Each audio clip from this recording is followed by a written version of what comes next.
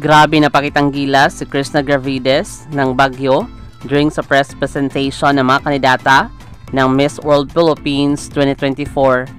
Ibinahagi din niya ang kaniyang advocacy during sa question and answer segment na nasabing event.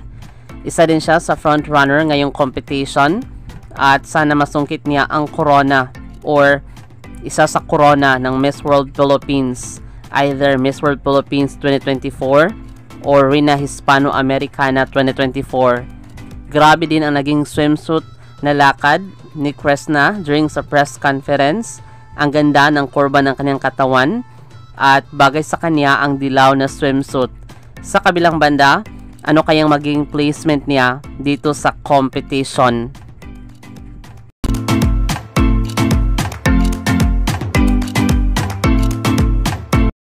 Maraming salamat sa panonood. Para maging updated ka, huwag kalimutang mag-subscribe.